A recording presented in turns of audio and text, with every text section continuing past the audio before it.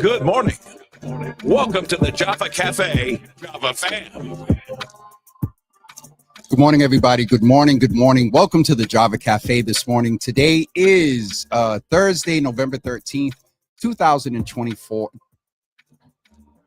I got a preacher on today. He's not here in that role, but I want to be respectful because I almost said something. 2025. Before we get started today, I have to acknowledge something that I saw on social media yesterday that really has disturbed me, and I haven't got a lot of the details, but there's a brother by the name of Mac Dre who was very active in community service in the Masson Cass area, where a lot of people dwell that are dealing with substance use disorder. And he was taken from us, I believe yesterday or the day before, and I don't have the details. I don't have his government name. I think it's important to, say that, but he's known on social media as Mac Dre. And so I just wanted to hold space and acknowledge that, as I see a lot of people are impacted because he was known for his service in feeding the homeless and things like that. So I just wanted to take a moment and mention that. And as we get details and find out in a healthy manner, we will share the information. But just wanted to, for those of you that are familiar and aware and know what's going on, just wanted to hold space for that. I believe that situations like that and others, we found out yesterday that the government is open again. And, that means that they can start implementing and executing their big, ugly bill. With all that's going on, I've known this brother for years, but in the last few years, I have seen him on social media, and whether he embraces it, goes by it, or will accept it today, but he is definitely a content creator, a social media personality and presence in his own right. And he is funny. Oh God, when it's about the snow, church stuff, people with food, he's not as shady toward people personally. He's clean with it. But we're going to have a conversation today about intentional Black joy. And then in the 10 a.m. half hour, Anthony Davis, founder of the Davis System and national Democratic strategist, will join us and chat with us about the Black voter bloc here in the city of Boston. And so without further ado, I'd like to introduce to some and present to others. And before we get started, do me a favor. I can't see who's in the room, or I haven't looked and seen who was in the room yet, but I'm sure some Be More Bethel Churches folks and New Life and all those folks will be in the room. So without further ado, we're going to bring in Shay Stansberry, and it looked like he's pausing back there. Shay, make sure everything is off on your laptop or on the internet. Only have StreamYard open. I can see you, and I see you just froze for a second. All right, we're going to bring him in. And today we're going to, there might be a little poking of fun and just some comedy because we need it. And so nothing personal here, but I'm going to bring up some topics to him and get his response in real time. So without further ado, look who's in the room, everybody. Mr. Shay Stansberry. What's up, sir? What's going on, everybody? Can you hear me okay? Am I good? You're good. I got to remember that you're not local, so we got like a maybe 0.2 delay, but we're good. We're good. We can see you. We can hear you. And don't be coming in all serious, and I'm ready to jump right in, sir. No, you listen, I didn't already started with you because I was late on purpose. So why? Just to make you anxious and nervous? Exactly. That's why when you text me, it was like, you good? That's what I was waiting on. And then I said, I fell asleep. That wasn't the case. But I just wanted to rattle you before we even got started. So I figured I would be ahead of the game. So we're good. I wanted to be serious, make sure that you can see and hear and all those things, because I'm not as tech savvy as you. I don't do all this live stuff like you. So I got to make sure that I'm good. I'm Shay, young, but I'm old. Shay, you're a lie. You go live, and that's one of the reasons why I invited you here. And so before we get started, I would like people, to know a little bit about you, who you are. You can go ahead and show off your shirt. Who are you? Who's in the cut? I wore this just for you. Oh, Jesus. In the cut, this is a nice T-shirt that I got. Some of the fellas, the legends, the icons, Fred Douglass, all those things. So I wore this T-shirt. I normally actually wear it often. It's clean. It's clean. You got to make sure that you cover all bases. Yes, sir, yes. I have it cleaned and washed all the time. Okay. But yes, I get compliments on this shirt everywhere I go, and it deals with the theme, the topic that we're dealing with today. Black joy. What is black joy? But before we get into that, I'm Shay. I'm just your regular guy from Be More. James and I met through church, through our Reformation Confirmation Bethel Churches of Christ many years ago, well over 20 years ago.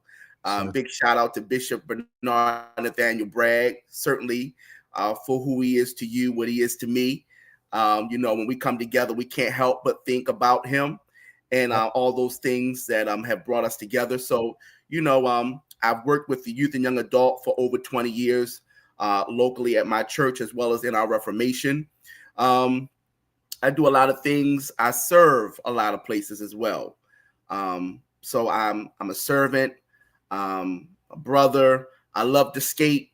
Some of you all who follow me know that I'm very into roller skating and that whole roller skating community. Very involved in church. And I'm a servant. I love family. I love food. I love amusement parks. I like to have fun. That's pretty much nothing complicated. That's who I am. I'm glad to have you here, and I want to jump right in, Shay, because you oftentimes in I don't mind the snow, but I'll be honest with you, I noticed more during COVID, and maybe that's because we had more time. But I noticed that you would go live and you would give a lot of commentary about a lot of things, and sometimes it would be around serious manners, but you would present it in a very jovial way. And so for you, if I was to ask you right now to give me one word that describes your black joy, what is that one word? Well, first, let me say this. Thank you for having me on here. I count it a privilege and an honor. You're doing great things, and I don't take this for granted or lightly. You could have had anybody else on your show, on your podcast. I do tune in from time to time. I don't always catch the live play, but I do catch the replay. So all the great things that you're doing in Boston and the surrounding areas, we certainly do appreciate you, my brother, my friend. And every time I come to Boston, hospitality is bar none. So I wanted to just put that out there. Thank you so much. I appreciate that. Yes, For me, my joy is peace, flat out. give It's us context. peace. Why it's why? And I get Why some is it? context. And I'm when I say peace, I'm talking about since we've already introduced that we've met in church. I am a believer, and so I believe what the Bible says wholeheartedly. And one of my favorite scriptures is where it talks about the peace that surpasses all understanding, right? And one of the greatest deliverances I received is being delivered from the opinion of people. Mm. When you get delivered from the opinion of people, it helps you go through your process a whole lot better because you're not trying to be consumed with what they think and their uneducated opinion of you, and understanding that when they're judging you, that they got their own stuff that they need to be dealing with. See, I got my own business and I got my own stuff, so I don't have time to be preoccupied. And when I know who I am and whose I am and what he has assigned for my hands to be dealing with, I'm not concerned about what anybody else is doing. Point blank, period. So it's my peace that I'm able to celebrate what the Lord is doing for me. It's my peace that I'm able to move at my own pace. I'm not in competition with anybody except for myself. And also having peace within myself, knowing that if there is an issue, if there's a problem, if there's something that I don't like, I have the power to change it. I have the power to control it. So I have a joy that's unspeakable because I have a peace that is outstanding. Period. What is it, Shay, that you would say around joy for people? And again, we are believers, and you're straight now, and I kind of curved a little bit. But for people that may not ascribe fully to what we believe and have that belief, because from a mental health standpoint, we know that people that move in faith, they lean on that in hard times. It's an outlet. Prayer, even as there's been research about the dancing that's done, that is an outlet and release. And so for people that don't, and this can now sort of get us into the space of a lot of times when you go live, you're not talking church stuff, you're not talking you're talking about food, you're talking, well, sometimes I just remember, sometimes you do talk about people, either when you go into a fast food place or services, and what. So for those folks that may not fully ascribe to the faith, not away from, but in addition to who you are, how does that piece translate, and when did you find that? Because Shay, I know you have something. You wouldn't be going live if you didn't really have anything to say. You are kind of a background. You're a servant type. So what about, how do you take the peace into the joy? And then when did you realize that you were actually creating joy for other people? Well, here's the thing, and I'm glad that you said, and that's why I said I'm a believer, and I know that you have a broad audience, right? Yes, sir. And I have a broad group of people that I'm friends with that are not ascribed to my faith. They are Muslims, or my own biological brother is Muslim, right? And what I've come to find out, James, is that we are more alike than different. It's just that the differences are more highlighted. When you even study different practices of faith, we are more alike than different. We just choose to highlight those differences.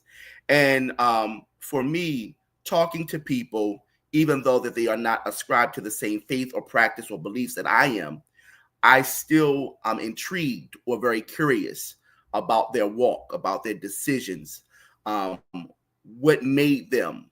And so I'm very, very curious about those questions. For me, I discovered the peace a long time ago.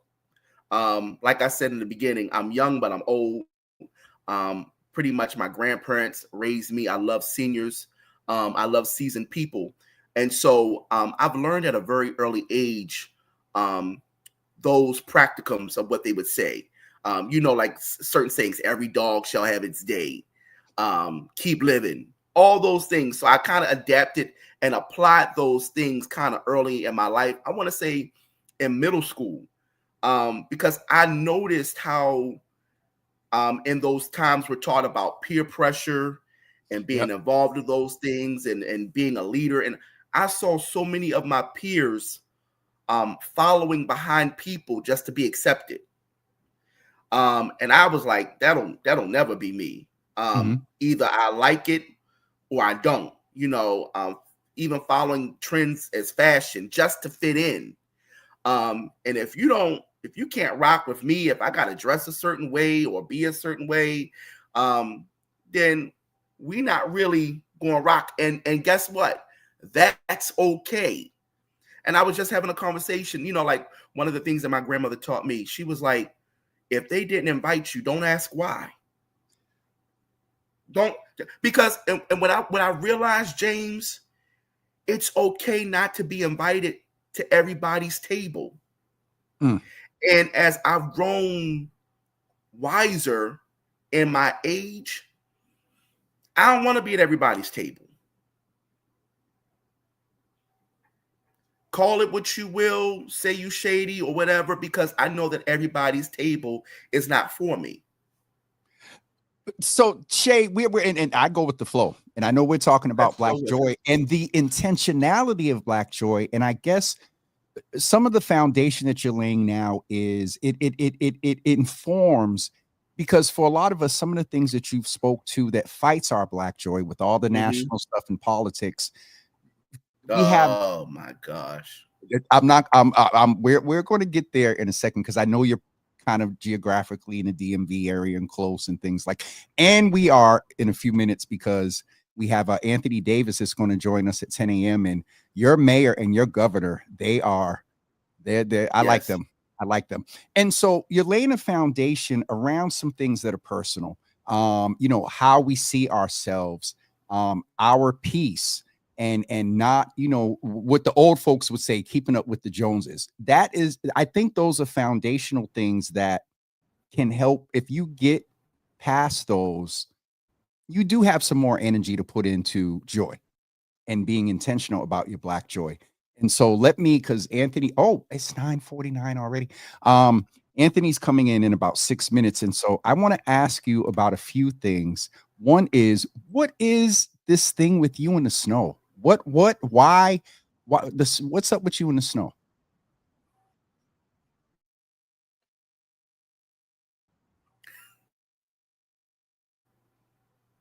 Shay has a little bit of delay, y'all. He should be back in a second. Crap. Good.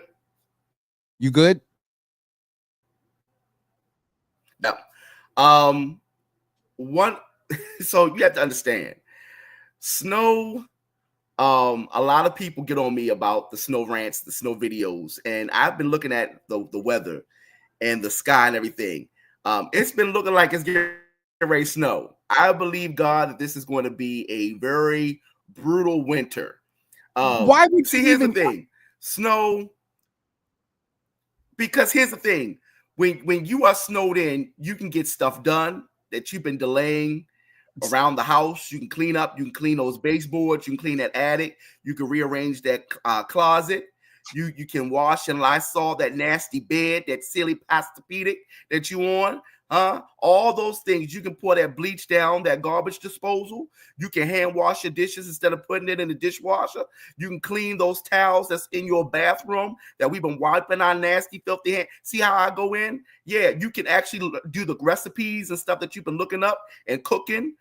All those things. You know what I'm saying? Clean your house from top to bottom. Cleanliness is next to godliness. I know it's not in the Bible, but it's right. You know what I'm saying? When you're snowed in, you have no choice but to slow down and talk with your family. Y'all been going past each other for months. You got to work. They got to work. You got choir rehearsal. You got Bible class. You got to do this. You got to do that. You got a hobby. You got to have it. All those things. You got to learn. You got to slow down and talk to the people in your household. See, you ain't got no choice. You know what I'm saying? I know they put in your wedding vows for better or worse, but can you handle 24/7? Can you really be locked up with your spouse? I know they said better or worse, but can you really be locked up with your spouse or your partner, whoever you live with, for 24/7? Try that. You know what I'm saying? Yeah. See, snow brings people together. You know what I'm saying? You lend your helping hand with your community, your shovel and your salt, and you help clean off your cars and all those things. You build and you bridge community. You know what I'm saying? See, you and I, James, we just alike. We're for community, just in a different way. Got to realize. See, snow purifies the air. It cleans. See, all this COVID and flu stuff we got going on. If you let it snow and purify the air. That's right. And if you stay your behind in the house, people really get on my, especially that can't drive. That's another reason why I wanted to snow, because all of you all that can't drive, I don't understand that when you are in the fast lane and going slow, it's a problem for us. Just because you don't want to go home don't mean the rest of us don't want to go to where we got to go. Okay? You driving slower than a funeral hearse. Move out. If the speed limit is 55 and you doing 60, you don't deserve to be in the fast lane. I just wanted to get that off my chest. I haven't been able to go live and this has been built up. You know what I'm saying? But yeah, I'm like Bing Crosby. I'm dreaming of a white Christmas, even though we're talking about Black Joy. Okay. We're talking about Black Joy. I'm dreaming of a white Christmas. Nothing beats Christmas when it's snow after you've eaten and you around the fireplace. And, I know y'all doing this generation Netflix and chill, but it's nothing like watching a nice Christmas movie, drinking some eggnog with some cookies. You know what I'm saying? And you just watching, you're around folk. You know what I'm saying? You get your second plate, and you might not eat everything, just heat up that roll. A little sweet potato pie. You know what I'm saying? Yeah, snow is wonderful. You got to change your perspective. And that brings us back to the Black boy joy. You got to change your perspective. You got to think differently.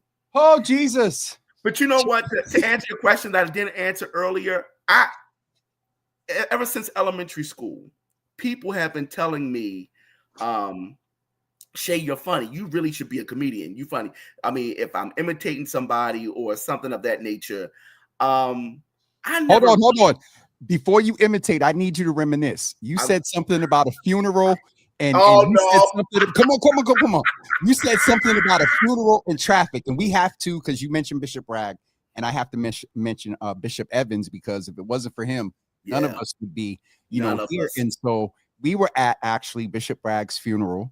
And it brings memories back of a Bishop Evans service as well, with some things happened. But tell us, when you said funeral and fast lane, tell us about the time that we were at Bishop Bragg's funeral and the car that had very important. The leading car. Yes.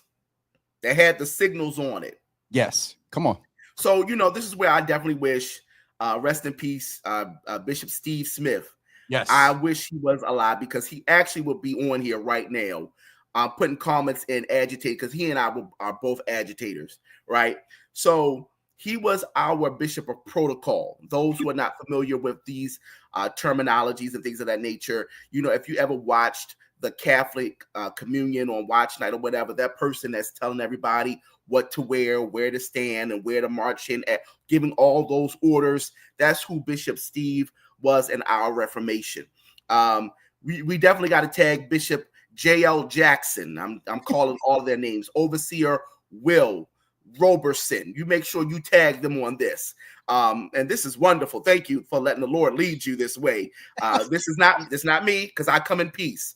We're talking about joy and everything. That's my statement. People know I come in peace. That's the shirt I should have wore. No problem. I come in peace. I just want to make that known. Okay. I'm not doing this. I'm just asking to be told the story. Okay. This is all James Hills. All right. I just want to be clear, because I come in what? Peace. So we are at the homegoing service of Bishop Bernard Nathaniel Bragg, the presiding bishop of the Bethel Churches of Christ. It is a high profile service. You got all of the order and the splendor, liturgical order, all those things, right? We're dressed in our holy garb. If you don't know what holy garb is, just think of the movie Sister Act. You know what I'm saying? They all in the uniform. So we are all there, right? And it is a beautiful service. We are coming out of the sanctuary, and now we are going to the final resting place. Okay, you already know what that is. You got to turn on your hazards. You got to turn on your beams. You got to get your funeral decal, and you got to be in the line, right? So I'm helping Bishop Steve Smith and his whole committee, the protocol. I'm helping serve, making sure that the family is good, making sure new life is good. You know, anybody needs some tissues, anybody need water, I'm here to serve. That's what I do. So I'm out in front of the church. Now, we had New Psalmist Baptist Church, one of the biggest churches in the DMV area, right? Because this is for a bishop. This is high profile. We leaving out. They got the limousines. They got the leading car, and we can't forget Prince Hakeem. I knew he was coming up. Yeah, just give the Lord some time. He'll bring it back to me, because this was about 6 years ago, right? 6 years ago, 2019, right? Yep, right before COVID. Yep. So here's the thing. We coming out in the church, and my vehicle is in the parking lot. It's a lot of people. So the leading car is already parked in front. It's in front of the hearse, because it's the leading car. I got the sirens and all those. It's a big black Cadillac truck, I believe. It might have been Suburban, one of the two. So I say, James, because you were actually supposed to get in the truck. I know I was in the car behind. Yep. You were supposed to get in the truck. I said, I don't feel like walking to my vehicle. I'm getting in here. Steve said, okay. And then we were like, well, wait a minute, James. And James was like, you were like, I was supposed to get in the car, but no problem. I'm going to get in the one behind. No problem. Because there was several cars in front of the hearse, then the family cars, whatever. So we are like the leading car. We got the sirens on. Now, we're going to the grave site. And I think he's in Kings Memorial Park, if I'm not mistaken. And we're driving, we're going through, we make it to the burial, right? I'm hastening. I just got to build it up, because that's how I tell a story. Okay, I'm not bothered by you all talking about get to the point. You wait on the Lord and be of good courage, because I hear some of you in the spirit. So we are now coming back. We didn't ashes to ashes, dust to dust. We're getting back in the car. You can't say it like that. We do the whole committal. All right, what y'all tell me? The Lord knows my heart. All right, get the drift. We're done. We didn't let the doves loose. We didn't hugged and cried and we did all those things. Right. We had now the benediction. We ready to eat, because after funeral, us black folk, we talk about black joy. There is no funeral without a repast. Best believe that, and the food better be good, because now the thing about, let me pause right here. Bishop Bragg was intentional. He said he did not want no long service. And Lady Bragg, shout out to Lady Bragg, she made sure we're going to honor his request, because we have been to some bishops' funerals where they're about 6, sometimes 8 hours, even when you deal with the whole waiting room. Hold on. Shay, hold on. One of the viewers said we have another guest in 45 seconds. Yeah, that's Aaron. She always trying to strong one of the twins? arm. Yeah, that's one of the twins. Aww. She's always trying to strong arm me. That's a silent joke, but she gets it. Strong arm me. All right. So to the guests, just give me a second. All right. So I'm a Pentecostal preacher. So, 5 minutes is really 20, but we're not going to do that. I just want to set the record straight. So here we are now. Why would you only give me 30 minutes, James? Am I not worth a whole 45? Anyway, so we are now, I'm a hasten. So we're now in the truck. We're going back to the repast, because we're good and hungry. Now, I have been to many bishops' funerals, so I came prepared. I had snacks, okay? I had fruit snacks. I had honey buns. You had a bag. You had a Ziploc or something with a whole bunch of stuff. Werther's Original. I had all these things. I had to turn Little Debbie into Big Deborah. I made sure that if anybody's sugar was going to go low, we was going to be prepared, because we was not going to be defeated, because you all were not going to take the moment away from Bishop Bragg. Boom. So here's the thing. We're on our way back. And I remember Prince Hakeem in the driver's seat, because it was Prince Hakeem in the driver's seat, Bishop Steve Smith in the passenger seat. I'm behind Bishop Steve Smith. Bishop JL is in the middle. Overseer Will Roberson is behind Prince Hakeem in the driver's seat, setting the stage. Now we're on our way back. I hear Prince Hakeem say, we need gas. Now, where I'm sitting, I can't see the gas gauge, but I hear him, and I remember that statement. I figured, well, if the man knows that we need gas, he's not going to drive all the way to the burial plot, the site, and then drive back because we done passed plenty of gas stations. I mean, there is a gas station walking distance from the church. We're good. Now, mind you, I'm in the car with all these protocol bishops, all these protocol folk that love protocol. They're into collars, and I mean, they love Renzetti's like I love Tyson's Corner. They are into clergy and collars and all these kinds of things. Shay, come on, because Anthony's a come on. Wait on the Lord, brother Anthony. We're coming, Pastor Anthony. All right, hold your mule. So now we got to deal with this, right? They're having this conversation. I'm an Adidas guy. I'm a sweatsuit guy. Okay, so you know that conversation is really not interesting to me. I got this robe. Do you see this robe and all these other things? I'm not really interested. I'm eating my snacks. All of a sudden, something goes ka-kong. Now, mind you, we at the red light. We are at the turning signal to go right into before the church. Back to the church. And because we are the leading car, we got the whole processional behind us, no lie, including the family car.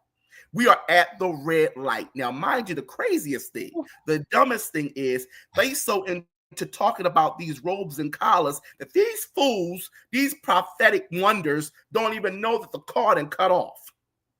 I'm sitting here eating my snacks. I said, this car done cut off. This truck done cut off. They don't hear me. It wasn't until the light is green and Prince Hakeem goes to press on the gas. He says, we done broke down. Yeah, we done broke down a whole 45 seconds ago.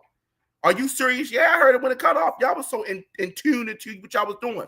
Now, mind you, Deacon Gary Thomas and his crew and his truck, which is full, because you know people are carpooling. Was that whose car I was in? You might have been. I was right behind y'all. And come on, speed up, Shay. Mind you, don't rush me. Now, you should have gave me 45 minutes because you know I talk a lot. So now, here's the thing.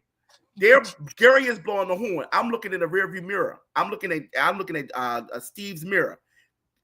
He fussing. I said, we broke down. When I tell you now, my window is rolled down a little bit. Steve's window was rolled all the way down. He couldn't hide for nothing. He's in the passenger seat. Gary like, what? Steve, we're out of gas. When I tell you, you could have scrambled an egg on his head. Listen, James Hills has to bring me back. He gave me only a half an hour. I don't want to hold the Pastor Reverend any longer. We're almost 4 minutes past due. But listen, anytime that you need me to come on and finish this black joy, listen, this joy that I have, the world didn't give it. The world can't take it away. Protect your joy. Protect your peace. When you protect your peace, you protect your joy. And I know that we are facing some trying, troubling times right now. But I have learned that you have to look at things from a different perspective, a different outlook. It's not always bad as it seems. And we as Black people, we don't know how to do nothing else. We know how to survive. That's why a lot of us are not really shaken. We've had to survive our whole life. So all this that we're going through just puts us into survival mode, and we just know what to do. We know how to function. And I think sometimes these things happen to remind us about the community that's around us. Because a lot of times we get caught up in our own thing, but sometimes you got to pause and be like, okay, there's somebody else that's going through worse than I, and I can still be of help. I know things are tight for me right now, but I can still be a blessing. And everything is not about money. Sometimes folk just need a listening ear. And that's how, when you know that you're a good person, you just don't bless people with finances. You lend folk your time. Now, money you can pay back. Time you can't pay back. Yes, sir. Oh, that's a good segue, man. Thank you. Hallelujah. I felt it, Jesus. I felt it. The Lord said segue, because time you can't get back. Yeah, and I'm done. And that's exactly no. I want to, because in all seriousness, there is so much going on. And in the context, I'm getting ready to bring in a good brother that if you did not meet, I think that with like people like Bishop Kevin Daniels and anybody that does the community work there at Bethel Temple, This good brother, Anthony Davis Jr., is the founder of the Davis system, and also a national political, well, not just political, democratic intentionality here, strategist. And he's often mentioned two good brothers, Shay, that I'm sure you're familiar with, especially with a lot what's going on nationally. Your mayor and your governor. And so Anthony, Shay, Anthony, and Shay, I will say, Anthony was in the chat and he was like, this brother's from Baltimore, so I'll do deference to him. So he gave you 7 minutes. Born and raised in PG County, brother. So all right, yes, neighbors. Absolutely. Nice to meet you, sir. Nice to meet you as well. Shay, just real quick, what is, with those two black men in place down there, how important do you observe more of a participant, black men or black people participating in the electoral campaign process? Having two black men in your case as mayor and governor, do you notice anything? And then end with and then Anthony, I'll let you respond. Being seen, like you see yourself in the mayor and then in the governor. Any thoughts you have around the past minute? I just gave you 8 questions. Yeah, real quick, because I want to give my brother all his time. Oh, now you do. Now you do.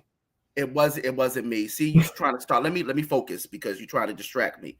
Let me focus. I think that when I see my governor and my mayor, it reminds me of to dream bigger, to think larger. When I was growing up, especially in the Owings Mills, Randallstown area, my grandparents were Black successful people. And in the 80s, when I was born, I can even remember my community majority were Caucasian. It's predominantly Black now, but I remember when we were the minority. And so seeing a lot of those my Caucasian brothers and sisters in office and in power, especially a lot of Caucasian men, to see us now at the forefront is a great thing, repping our city, because who else better to fight for us or speak for us for those who actually have lived through it, who lived in the community, brought up. So you can't teach culture. It's like one of those things, like Kojic say, you can't join in, you got to be born in. You can't teach culture. So even going back to the former mayor, Jack Young, even when he was a mayor for a moment, this is somebody who my family knows wholeheartedly growing up in East Baltimore. So for me, that's like Uncle Jack. So to see those young men in the forefront handling business is allowing me to know, hey, I got to step my game up in a positive manner. You got to handle your business. You got to be on top of your game. You got to put your best foot forward. So it means a lot to me, because I think also, not that it makes us more woke. I think if anything, what we're seeing in this current White House administration, I feel like people that did not vote, that felt like it wasn't concerning them, really knows now that it affects them. So I think that this upcoming election, we're definitely going to have people out in the droves. And let's be clear, and I might get in trouble with this, and my brother, Anthony, he might agree with me. I don't know, but I'm sure he can speak to some of us voted for who's in office. Yep. Because we thought that, money talks. And so we thought that he was going to look out. But you got to realize and understand, it's a game that they play. They've never cared about us. And if we can learn to work together and stop fighting and killing one another, what a movement. And see, they know that. It's when we know that and we abide by that and we come together, that's exactly why they're trying to get us off the scene. Because they know if we ever get the concept of working together, it's a wrap. Yep. And so I think this election is going to definitely be changed, because now folk are starting to see. And unfortunately, some people can only see once they actually see it being done to them. I ain't one of them. You ain't got to wait to experience on. No. Shay, Anthony, I'm going to let you respond. Shay, I definitely would like to get you back and in the Black Joy space. And you all see that he's able to touch mental health and community and politics and whatnot. So Shay, we're definitely going to have you back. Anthony, please greet, and then we want to help you reclaim your time. and get into this conversation about the black voter bloc, because Baltimore's active and Anthony's from DMV, but Shay, Boston, we set tones for politics and policy. Well, you agreed. Okay. Well, it's great to meet you, brother. And I definitely agree with a lot of what you shared. I mean, it's for me, I am based up in Boston now, but originally from PG County. So there's a lot of pride in watching, our governor, well, your governor, but he's my governor too at the end of the day, Wes Moore, from afar. And like as you said, like just the pride and like the visibility in just seeing a black man in that position of power, and the way that he is now just combating and being responsive to the Trump, standing up to the Trump administration in a way that a lot of the governors around the country are not, is really like Gavin Newsom and Wes Moore. And even this morning I was reading, he responded to the Washington Post saying IDGAF, for if you all want to Google what that means, about the redistricting fight. And he's planning to take that fight straight on to Trump. And so, and then Brandon Scott, who's the mayor of Baltimore, saying, a millennial, a young black man who's in that position, that for me is I agree with what was said. It's inspirational. It makes me continue to push and like, I want for more. And so I definitely agree with what was said. I appreciate both of you. Shay, we're definitely going to have you back. And then, I know there'll maybe be some connection, pass on Anthony's information to Bishop Daniels and other folks down there, or anything you all are doing at Bethel Temple or wherever you're connected. Definitely, keep us abreast to make that connection. But Shay, I appreciate you. You spoke to a lot of things today. And I know you look, you sitting there ready to speak to a lot more, but I wanted give this brother his time, because he may have some meeting at 10:30 and that gives us 17 minutes. So I'll check in with you, brother. And then thank you, Anthony. It wasn't me. You see, he trying to blame it on me. It was a little shade, but I didn't want to leave that uncovered. But I'll be tuning in and we'll get back. It was James' fault. All right. Yeah.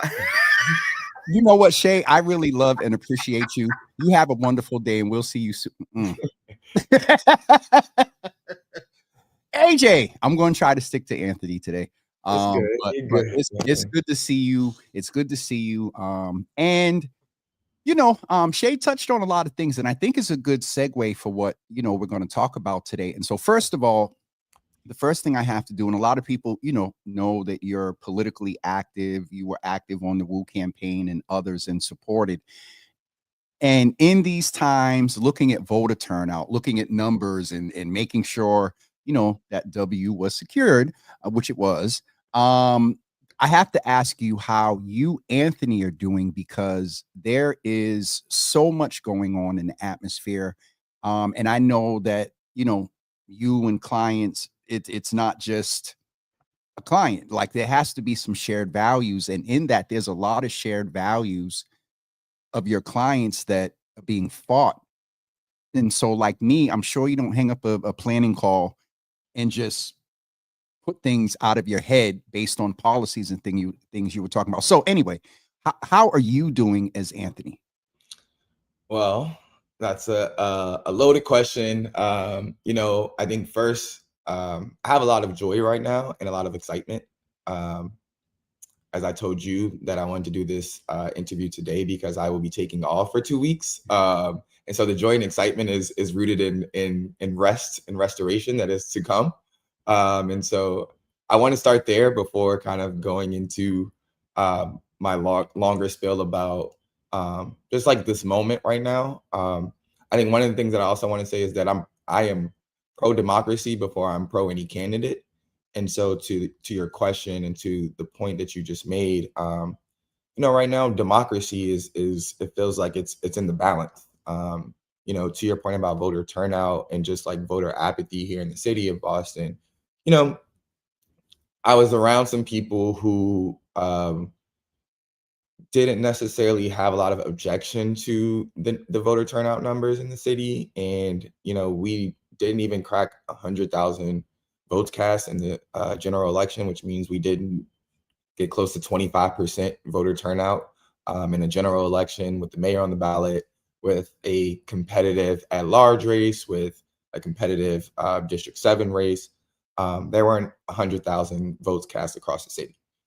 We didn't 25% of eligible registered voters, not just eligible humans who live here in the city, actual registered voters, less than 25% turned out. And so democracy right now feels like, at the same time, there's this, it's in the balance, because in the same time when you have those numbers here in Boston, you look in New York City and, with around Zoran Mamdani, and you saw record turnout, you saw record number turnouts, you saw an excitement, you saw an energy there on the ground around his candidacy. And obviously he brought new ideas, which, our mayor brought to the political arena 4 years ago. And she ran on a similar agenda, which is what I think fired up that electorate in that year and in that election in 2021. Whereas, we were in a different political climate this year in Boston. And so I do want to acknowledge that, but I do also want to say, like, the numbers here in the city are a bit, they're sad. Honestly, like I said, I'm pro democracy, and so pro democracy means being pro people participating in participatory democracy, and you want to see a better reflection of people turning out, so that you feel a little bit more pride and certainty in the people who were elected. Because when 75% of people don't make their voices heard, how do we know for sure that these are the people that the entire city actually wants in these positions? Sorry, that the latter part we'll get to. The first thing I want to ask, in when you talk about apathy and voter turnout, there's some pushback with that we see things on social media that the apathy, yes, folks being disenfranchised, disillusioned, in many cases looking at this last election, that did my vote really count? Presumably that they voted for democracy. That they voted for democracy. I'm going to say that. There's this other notion around turnout that it's usually in the national conversation, but I think, and we can get a little bit now into the nuts and bolts of things, that candidates, I believe, play a role in turnout. Mm-hmm. And in the preliminary, in mayoral, we did have 2 candidates. And there was this notion that I've often heard on a national level, that I heard a lot more locally this election cycle, was that things of, from words like lesser, of 2 evils, the candidates, things like that. And so generally speaking, how do we balance the apathy with all that comes with that? And also the fact that Boston's a city where your candidates have to be right, wrong, or indifferent. You got to be charismatic. You got to have policy. You got to engage. You got to, well, never mind. So the apathy, looking at the numbers, interesting. Because I often say that when I saw some folks on some campaigns and some candidates asserting, almost fussing at the electorate, I'm like, wait a minute, you can't say and do that, because it's a little bit of your responsibility, not just in the logistics, the field and stuff like you do, but it's on the candidate that in their policy and pulling people in so much so that they get out. So long way of saying, how do we balance the apathy? Yes, but then also, let's be specific to this. The candidates in this particular mayoral race, and we could talk a little bit about at large in D7 too. Where's that balance when we talk about turnout? So it's actually, so there's 2 things that I hear in your question. So, and they both are, I agree, on the part of the candidate.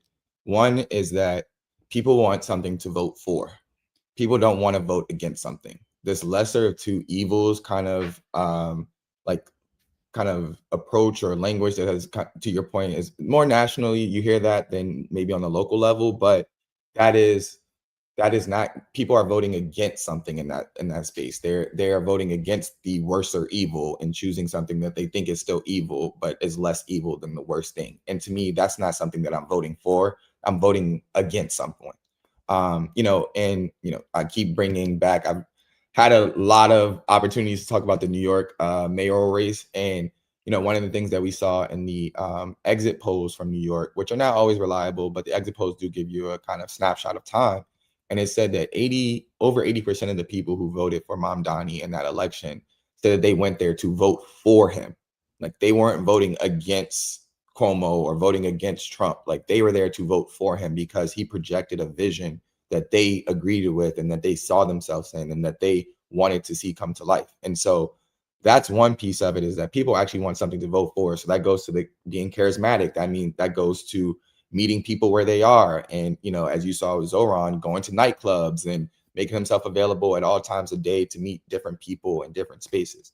So then that's I think the candidate piece of it. And then the other side of it, which I think is a much larger piece, and this goes into the strategy. One of the issues with strategy and the way that we do campaigns, and I'm going to loop myself into that as a consultant and someone who does this work, is that we only target likely voters. We target voters who have a high propensity to vote, which if you continue to only talk to the voters who are likely to vote, you're never going to actually raise the electorate. And, you know, I am not critical of our mayor on a lot, but one thing that I think could have been done in this election cycle, knowing, you know, especially between September and November, there's not a lot of time, but one thing that could have been done between that time was really spending a lot of time and intentional time engaging low propensity voters or people who do not have that likelihood to vote. And that can raise the electorate, and in that way that has more people being participatory, but also more than likely here in the city of Boston, you're going to get a lot of the same election results. Like, I don't think the people positions necessarily would have changed a lot. But again, it would be more people participating. And so part of that is it's a larger ecosystem problem. Actually, I want to get into, I don't want to like just stop there and put all the blame on candidates and like consultants and how we do campaigns, because it doesn't just stop there. It's that we don't see organizing as a 24/7, 365-day responsibility. We can't just engage people around election cycles and just say, hey, turn out to vote for this person and go vote for this person. We drop in literature at your door. We're knocking on your door to go vote. But then between November of 2025 and July of 2027, when I'm coming back to ask you for your vote, I have not knocked on your door to ask you what matters to you, what's going on in your neighborhood, why don't you show up to this meeting, or why aren't you a part of your ward committee? You know, there isn't this like pro organizing culture where people, or pro civic engagement culture, where it's like we are promoting and pushing people to be involved 365 days, not just on election day. And when you do that, when we finally figure out how to do that and we invest in that, then on election day, you won't need to put as much emphasis in turning out the vote, because those people will already be engaged and know when election day is and are going to be already paying attention to the candidates, and they will be willing to go and vote, and they don't need to be reminded at that case. To your point about the ecosystem being larger and a lot of the logistics, and again, folks like you and I are studious about this. We're political nerds. We're into the numbers. This is just, it's something in our brains that just it lets out whatever that positive chemical is or whatever. But a part of that ecosystem, to bring the conversation to where we want to focus on today, is in Boston, a part of the ecosystem. And I think that this election, and you know, we always say this election was like never and blah, blah, blah, because it's the most recent and it is the most recent impact. So we make those references often. But there were some things in this election, Anthony, that were very different, that were very unique. And I think one of the things is the focus, whether blatantly in some respects, or whether just through, because the Black voter bloc in Boston has been powerful for decades. You don't get elected mayor in Boston without going through the Black voter bloc. I would say probably since White was probably the last man, and even then, well, never mind. There was some things that were probably done there to pander, to the black voter bloc or whatever. No indictment on leadership back in that time. But anyway, my point there is that the black voter bloc is powerful in the city, even with only 25% turnout. I'm going to go ahead and say, why, by your observation, do you agree with this cycle was a little bit different? And what is it about us? As much as some people say we don't turn out, there was a lot of focus and a lot of money spent on the black community. Thoughts? Well, I agree with everything that you said. I think that what I would say is look at the at-large race. I think the at-large results are a prime example of what you were saying. Between the last at-large race, where we saw Rusi come top the ticket in both.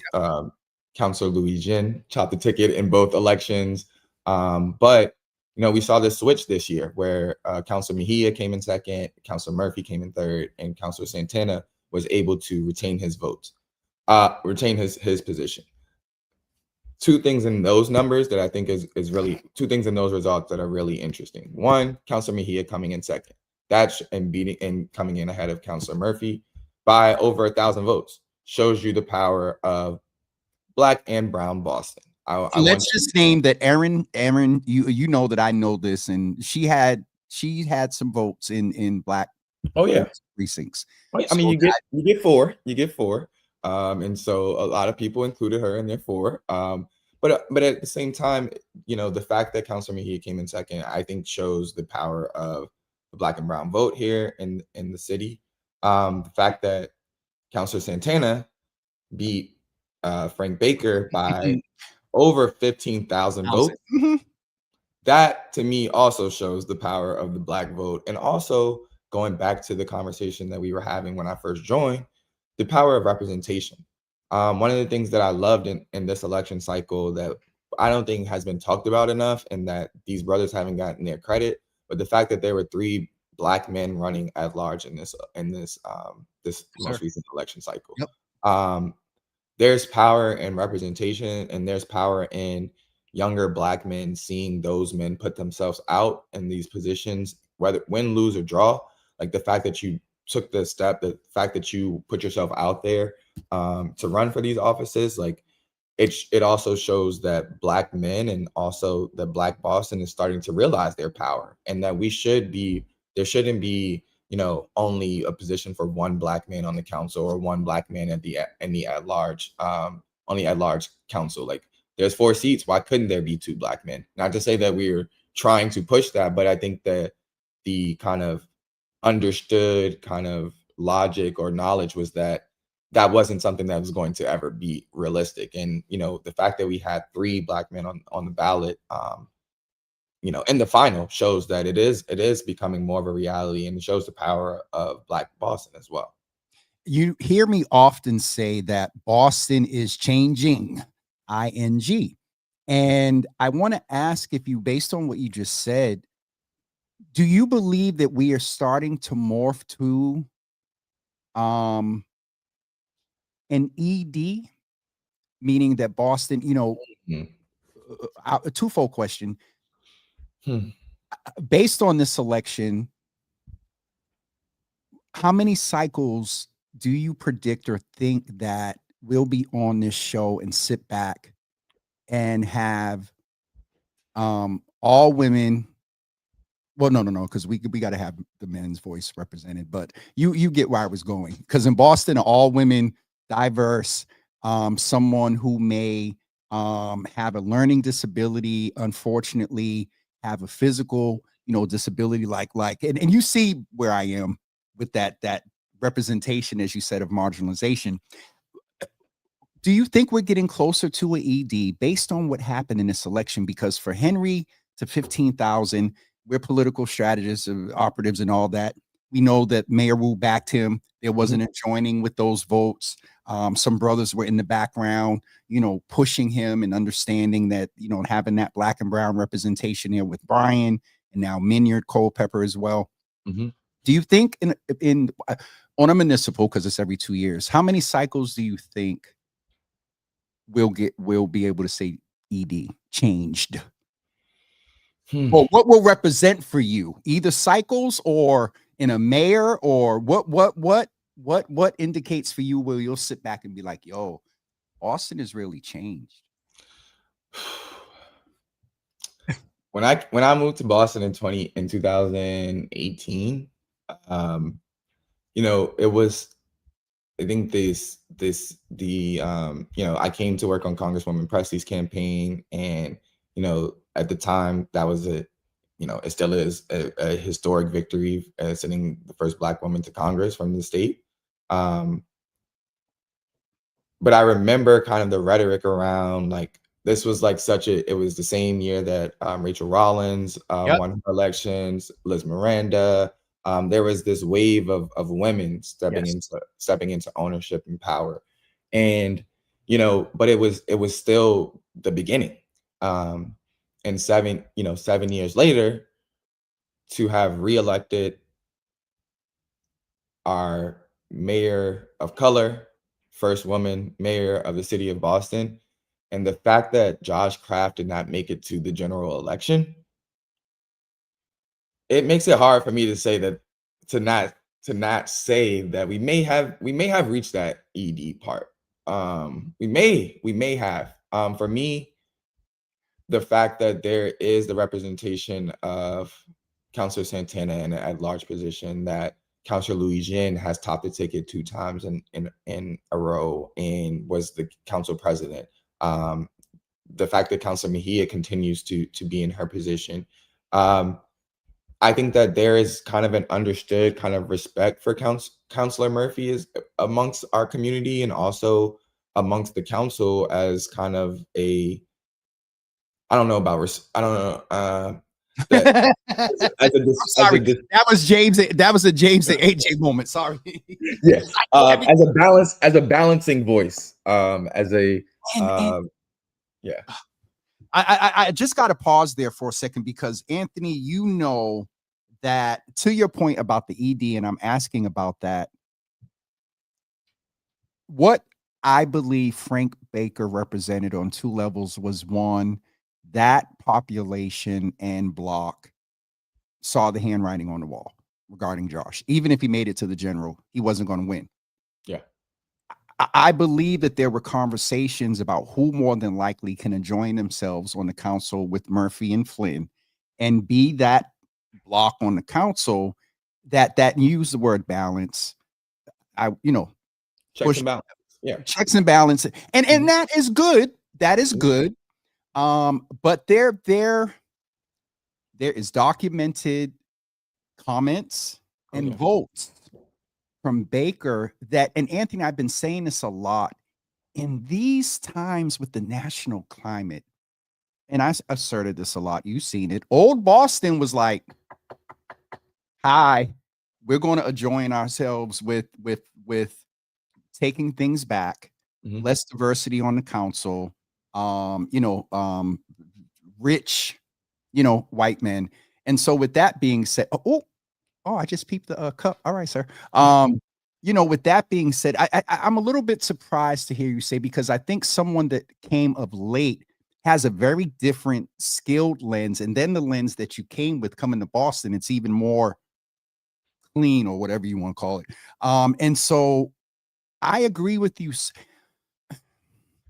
I think we took, on the road of change, I think we took an off-ramp from ING, and we're on the rotary getting ready to get to ED. That's fair. I like that. You know what I mean?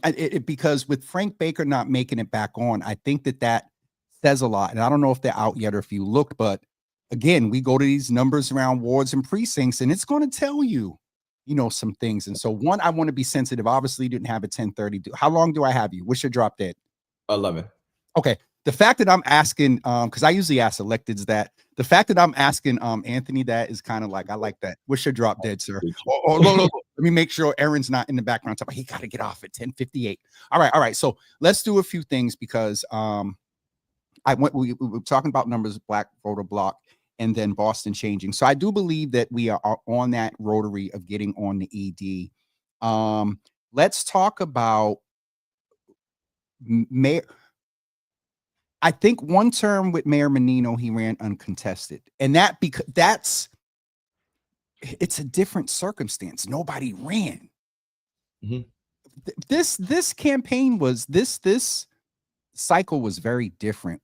What were your observations in reference to, just from a campaign model, respectfully taking away the candidate?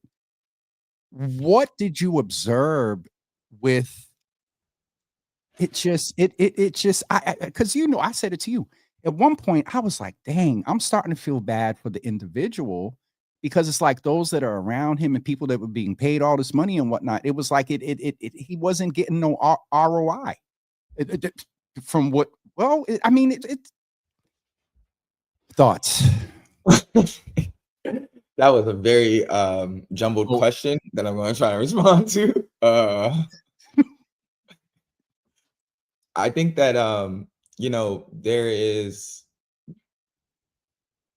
there's still this underlying kind of community that you reference here in the city of Boston that aligns with, President Trump won votes in Boston for a reason.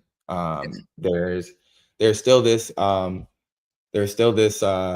this underlying kind of resentment, I would say, towards the direction, to your point, that we are on that rotary of change, and that there is this kind of resistance to allowing that to happen. I think the beauty is that resistance failed. And even with millions of dollars spent, couldn't even be competitive at the top of the ticket.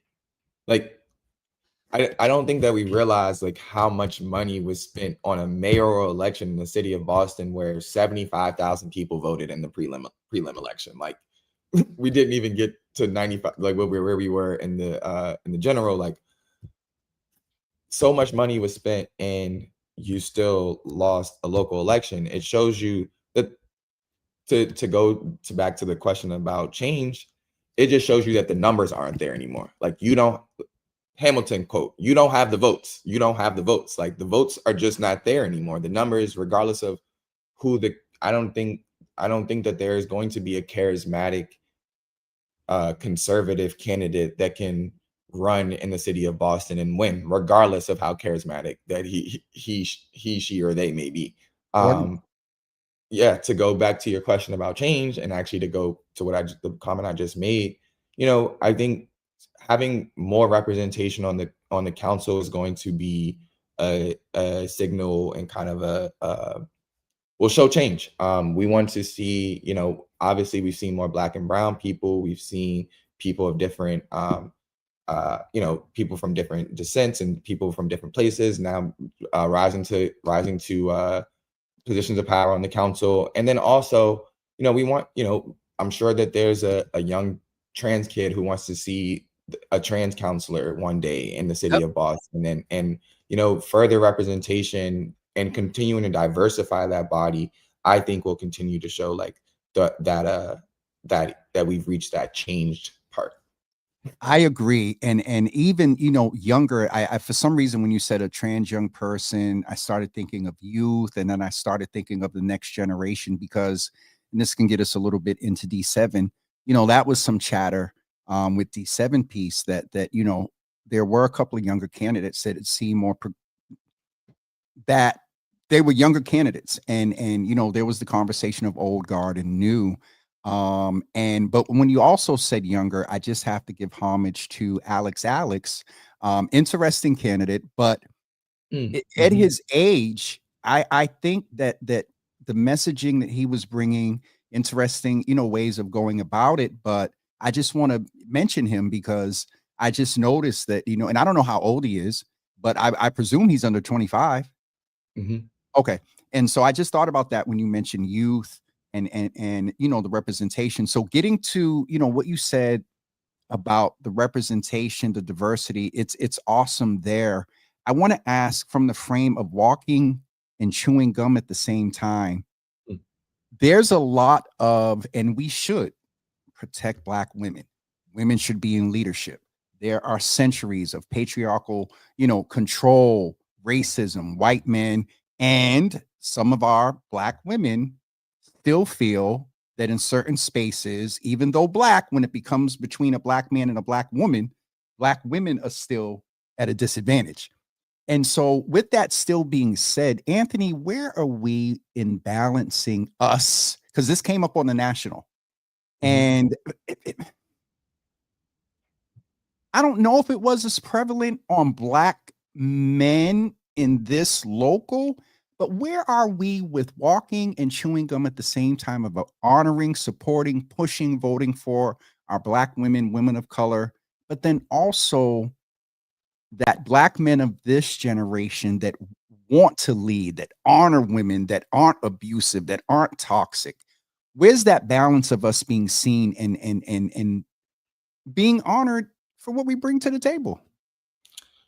Yeah. Oh, that's a Another large one. loaded, I'm sorry. loaded one. But I really appreciate that question because I think it is a part of the national kind of zeitgeist right now. And Shay said it earlier as I was joining, but he was like, I'm sure you know people who voted for Trump. And I do. And right now, like there's this toxic masculinity culture right now, where like the dude podcasts are like, we are just listening. And I fall prey to that sometimes too. Like my algorithm has, Club Shay Shay and different podcasts where it's just men talking to men about all types of stuff. But generally, there's nothing wrong with that because we should be able to have our own space. Yes, yeah. Yep. Yeah, and we should be able to hear, our perspectives and not be frowned upon. I think what happens sometimes within those spaces though is that there is unchecked hate and biases towards women and even worse towards trans people. And I feel very strongly about this because I was in one of my group chats yesterday having to combat and stand up for trans folks. And, in a group chat with 20 plus Black men, we are all heterosexual. We all are, we all are 30 plus years old. And so we all come from different places in the country and we all do different things now. And so our perspectives, while we may have once all bonded over a similar perspective, in the same way that I expect my white allies to sit at Thanksgiving and stand up and combat what their family may say about Black people, as a Black man, I find it responsible in spaces with other Black men to not allow them to do the same thing to other minority groups. Yep. And so I feel like first there's that kind of, to your point, that there are men like that exist and that we do deserve to be seen.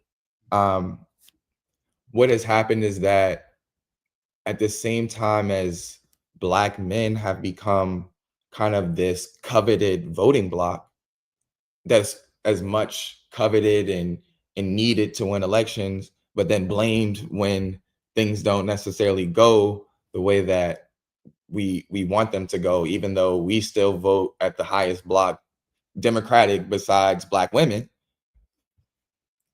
Black men, I feel like, feel pushed out of the conversation.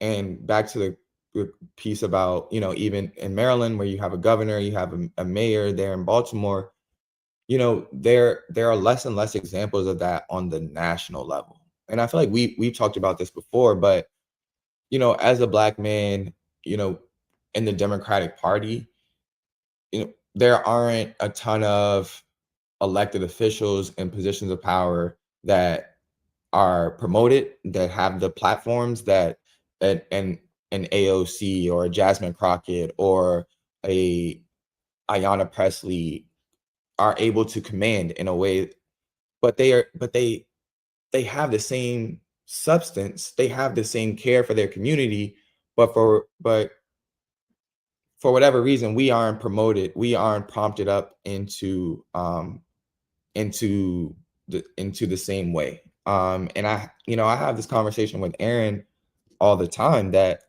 as a Black man who is in this progressive political space, it is tough to show up sometimes in a very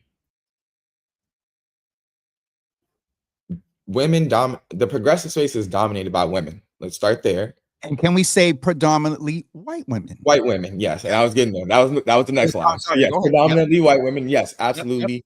And that's a problematic space as a result of it being dominated by white women, where you may agree with progressive policies like me, but I don't identify as a progressive because I don't like what that group of people has become, because it is uncomfortable for Black men to show up in that space, because for whatever reason we still have to shrink in those spaces. We have to make sure that we are palpable, that we are able to be that we're digestible, that we don't come across too angry or too aggressive or too assertive. And that's hard to be in a space and want to bring your full self and be your best self in.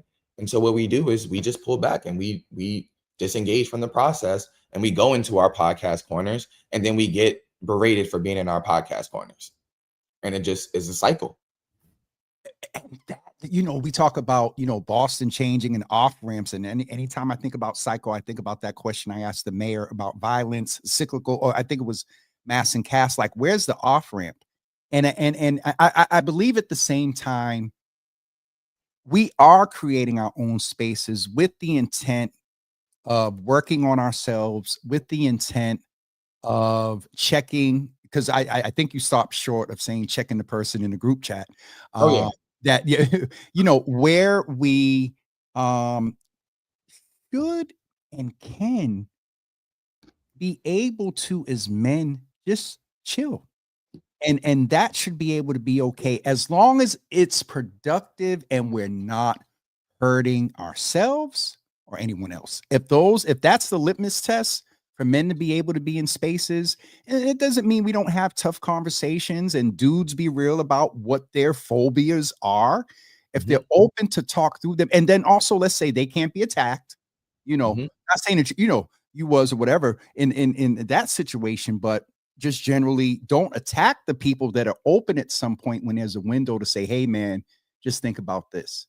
And you as a Black man, how is it? And I know that there's two sides of the coin about comparing our Black experience, with those with the LGBTQIA2S plus. Did I get it right this time? Because now I'm part of the community, y'all.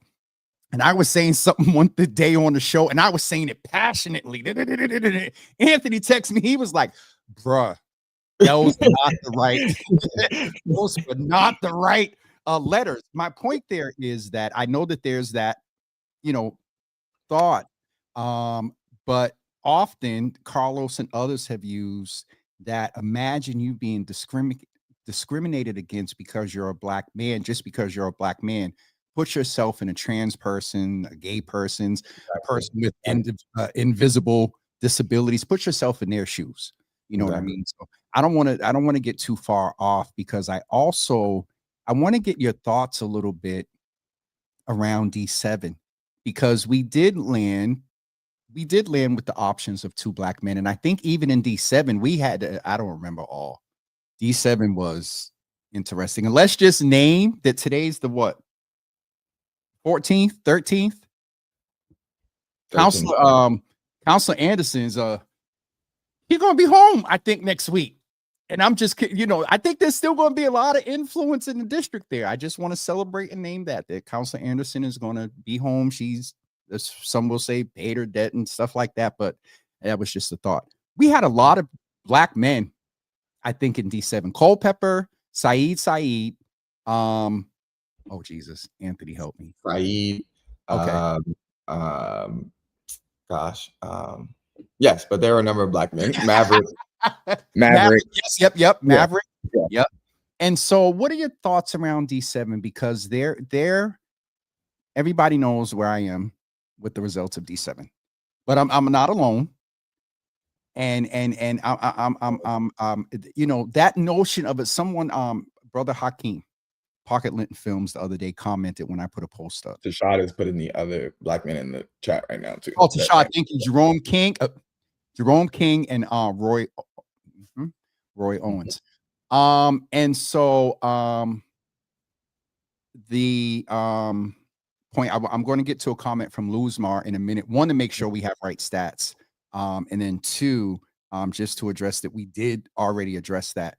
But thank you for those names. I'll ask you this. You move and you're at a different level in these spaces and in the constant conversation. What are you hearing about the results of these? Well, no, first, let's acknowledge the black men that were there. Your thoughts on that. And then what are you hearing about the results? Well, I think, again, want to celebrate black men for running for office, because in the same way that I just talked about on the national level, that we don't have those examples, we can say that here on the local level, we do. And I appreciate that as a black man in this city, that there are black men who are willing to put themselves out to run for office. Again, win, lose, or draw, that it takes a lot of courage to run for office. It takes a lot of courage to run a campaign and actually make it to election day. Like, there's a lot of people who start a campaign and don't make it to election day because of money, because of resources, because they get tired, because their staff gets tired, etc. So it takes a lot to get to that point. I think that there is, specifically within D7, that there's just, I would say, just a lack of, I don't want to say trust, and not necessarily in Reverend Culpepper, but I think that there's just more there. It's unfinished business. If I think is the best way that I can summarize it. In that I feel like that there are a lot of people who feel like, Reverend Culpepper is here. He's going to do what he can over the next 2 years, and there's going to be a number of people who are going to be there to hold him accountable in a way that I am actually looking forward to, and I think can going back to my point about civic engagement, can bring a lot more people to be involved in the process between election day and the next time that there's a D7 race. And that I think that the district because there was raised awareness and engagement in a sense within the district, especially in the prelim, that there's an opportunity to now take that same excitement and put it towards holding Reverend Culpepper accountable to the community. In the same way that Counselor Anderson, one of the things that I loved about Counselor Anderson was how transparent she was. And that when she came to her community, she knew she was going to have to answer, because she put herself in positions to have to answer to her community. And I feel like there needs to be that same demand of Reverend Culpepper between now and the next time that there's an election. But the reason why I say it's unfinished business is that I think that we're going to see a similar climate the next time that that seat is up in 27. There's going to be a number of people running, and who's to say that Reverend Culpepper is even in a position where he wants to run for re-election in 2 years, and so the seat could be open again. And so there's a headache for 2 years from now. But the most important thing, which I see people in the chat agreeing with, is this accountability between now and the next time that there's a possibility the seat is open. That we can't just be, and I think this goes across the board, like, we can't just be in this position where it's like we put these people into positions of power that are representative, we wipe our hands and we're like, they got us. Like, they still need to be held accountable. They still need that push. And in the same way that we want them to, like, show up and be more transparent and do the things that would hold them accountable to our communities, we have some responsibility and some agency in that as well. And I don't want us to ever lose that agency or neglect that agency. We need to absolutely step up to the plate and say that we're going to hold Reverend Culpepper, Mayor Wu, Councilor Santana, Councilor Louis Jean, all in the same way accountable to our communities. I was getting ready to go there, and I'll just blatantly say, and I did put a post up the other day that anything Culpepper called me right now and asked about something or whatever, if it's going to result good for the district, or if there's something good for the district that I need to support, I'm going to do it. And do I want whatever candidate or whatever elected, but this black man to be successful? in what is required for the district, and hopefully his agenda is that. That's what I believe we all desire. So I do. I want to say that, and then at the same time, Anthony, I gotta say, and you said it, but I'm going to say the exact words. That accountability is not just applicable to that black man. That's Mhm. from the orange man at Mhm. 1600 to the Mhm. black woman near 1600 to the Asian woman at one City Hall Plaza to the guy over across the street in the Suffolk. All of them, and there is us as individuals, and I got to let you go. Someone asked about District 5. We can't go too much into that, but just to lose Mar, I believe Anthony said that the last numbers that we saw, you had said that it was 16% of the votes decided. I believe it was actually just under 25. Is that correct, sir? Well, it was under 20, much lower than it was like between 20 and like Oh, 16. it dropped a little bit Yeah, because yeah, premium was like 21. So 95, like yeah, and there's over 20%. 400,000 people registered to vote in the city of Boston, and less than 96,000 votes were So cast. Yeah. lose my let's settle somewhere around 18, 19%. Mhm. I will say that we did cover that earlier, and I will say a balance, so we didn't say it earlier, is that those people that did come out and voted, they voted the way they voted. I think the last thing I'll say is, and Anthony, I know you got to get off of here. Is that is where one of the things I saw was we saw a lot of this during the election, mayoral, at large. And for various reasons, this didn't turn to filling in that bubble at the poll. Mm, And so mm, people mm. there is that balance about accountability, but then there is that we gave space for people with 3 jobs and all of that. Anthony, you got to get off of here. I'm going to go ahead and get ready to go. Let Erin know. Yes, Erin, after I post them. Yes, and she knows what that means. After I post them, no, Erin, I got you.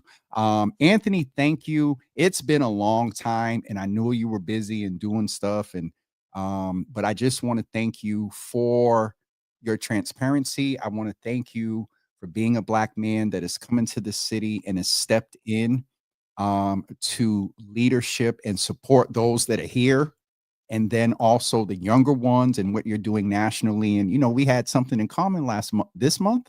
I think it was this month for both of us. Last month for me, Mhm. technically, and then for Oh, you. no, it was last month, October. Last month for me, and then this month for you. That we went international. Yeah. We went international. Last thing I'll say is I made an affirmation about mother. Mm. Do you just the same and touch and agree that December 31st? Amen. Amen. December 31st. We all know what that is. I didn't even give you a chance to say hi to mom and pops, but get on at 11. It's 10:59, and I don't want you to be late. Anthony, thank you, thank you, thank you. And I'll follow up. And thank you Thanks for for all having that me. you've contributed to and been a part of all the stuff here in the Java Cafe. Of course. Thank you, Love you, man. man. Talk to Love you. you, bro. Absolutely, man. Thank you. All right. Folks, I hope today and it's funny because ideally, maybe we would have did this in reverse, talk about all this politics and then do the Black Joy after. But I just want to thank Shay. Shay went into some spaces that I know he was apt to, but I thought we was just going to come in and be all kiki and giggles and whatnot. But I appreciate his serious points. And it I'll get there in a minute, Naraki. What was I going to say? I forgot that's why I don't look at the comments. But I don't what you call it, Naraki, you don't threw me off. So I'll just say when Naraki said it threw me off. Yes, Naraki, you were saying international very, very, very, very early on. And so we are going to get ready to wrap up. I hope you enjoyed today. I hope you enjoyed this week. Next week on Monday, we have a lot of programming for you next week. Next week on Monday, we have former Secretary of Health and Human Services for the city of Boston, now the executive director at the Massachusetts Merrimack Valley United Way, Marty Martinez, who is working with the governor's office around food equity and all that's going on with SNAP. I still have an ask out to the acting commissioner to come back and give us an update on things. I know with the government being open again, that Yeah, maybe we need to get our Congresswoman Ed Markey and a couple of those folks on to give us just some updates. So Marty Martinez will be with us on Monday. On Tuesday, we will speak with and I don't know why I can't remember Sharon's name. Sharon, who is the executive director of the Action for Boston Community Development, will be with us to talk about the LIHEAP fuel assistance that is still available, that is still ABCD is still there trying to help. And so I know what they always say, and I'm going to tell y'all now: apply, still apply, still apply if you need heating assistance. The other thing is on Wednesday, the 19th, Mayor Wu will be with us, and also we will speak with the good folks from the Boston Globe about the Boston Globe Summit that is taking place, I believe, the 16th through the 19th. Additionally, I wanted to share with you one, I am attending and glad to be in partnership with the Globe to talk about the summit that is taking place on the 16th through the 19th. I just want to highlight a couple of things about that and share them with you very quickly. The first thing is that the event, again, is taking place on, here we go. The event is taking place. The main event that I'm going to all of it, but the main event that I'm excited about is going to talk about the Massachusetts Miracle in the 80s. Some say the Boston Miracle, but we're asking, or they're going to talk about asking what it takes to build the next one. So more families can thrive. Do we need another Massachusetts Miracle? This may be a little different from the Boston Miracle. So on November 19th at the Globe Summit, I'll get the information out for you all to register. But you can go very quickly if you would like to globe.com/summit if you would like to register. Housing costs are up. The middle class is being squeezed. It's time for some real solutions. So join Do We Need Another Massachusetts Miracle? A fast, candid conversation on growth and equity, November 19th at the Globe Summit. Register again at theglobe.com/summit. So let me actually put that active link in the comments for you all if you are interested in going. I will be there. I'm not sure if I'm going on both days, but I will definitely be there on the 19th. So let's get that in the comments for everyone. And we will get ready to wrap up. So yours truly can start his very interesting, busy weekend. If you're watching on James, I am going to put that over here for you all as well. Here we go.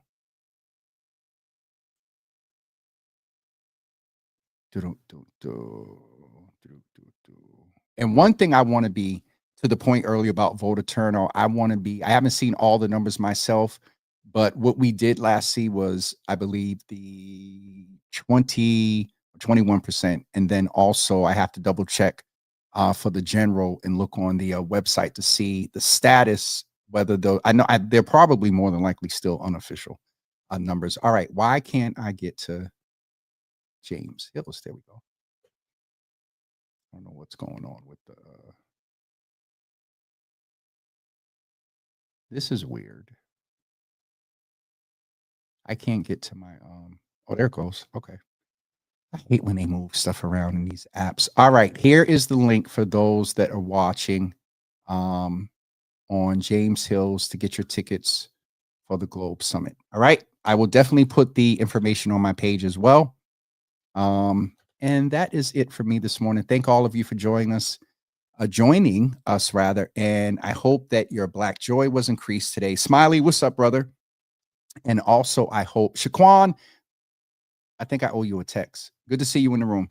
I hope you got your Black joy increased today, and also be challenged and encouraged to stay, to continue to participate in the electoral politics election process. Locally, next year is a ballot year. We told y'all yesterday that there are a whole bunch of ballot petitions filed, a whole lot, from marijuana to gun laws to same-day voter registration and voter ID to vote. I'm going to leave that alone.